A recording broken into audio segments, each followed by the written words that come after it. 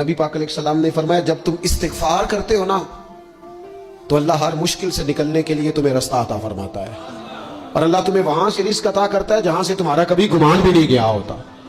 کبھی نہ توجہ کریں، جب پوری طرح ٹوٹ جائے نا پھر توجہ کریں رب کی جانب، جب پوری کوشش کریں کام نہ ہو تو پھر بیٹھ جائیں اپنے مالک کی بارگاہ میں، مالک اسباب جمع کر لیں اب تو مدد فرما۔ جب پوری طرح حضرت ابراہیم علیہ السلام کے پاس مہمان بڑے آیا کرتے تھے، مہمان نواز بھی بڑے تھے، بغیر مہمان کے کھانا ہی نہیں کھاتے تھے، بڑے مہمان نواز تھے۔ تو قحط پڑ گیا مصر میں، غلہ ہی نہیں ملتا۔ حضرت ابراہیم کا ایک دوست تھا، آپ فلسطین میں تھے، وہ مصر میں تھا۔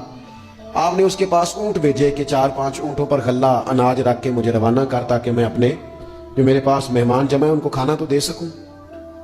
وہ اونٹ روانہ ہو گئے۔ حضرت حکیم الامت مفتی احمد یار خان صاحب رحمۃ اللہ لکھا ہے، چلے گئے اونٹ۔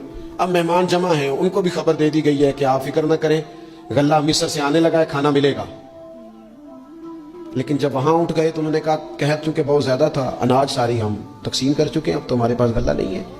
وہ خالی آ گئے واپس۔ جب وہ خالی واپس آ رہے تھے نا اونٹ، تو جو آپ کے خدام لینے گئے تھے ان کے دلوں میں یہ خیال آیا کہ ہم اگر خالی واپس جائیں گے تو وہ جو مہمان ہیں وہ دیکھیں گے تو وہ تو بڑی آس امید لگائے بیٹھے ہیں کہ ہمیں آج کھانا ملے گا، تو وہ تو بیچارے مایوس ہو جائیں گے۔ انہوں نے اس طرح کیا کہ رستے میں کچھ ریت بھر لی ان بوریوں میں اور اونٹوں پہ، ان کو رکھ لیا تاکہ پھر جا کے حضرت ابراہیم سے عرض کریں گے، وہ خود ہی لوگوں کو سمجھا دیں گے۔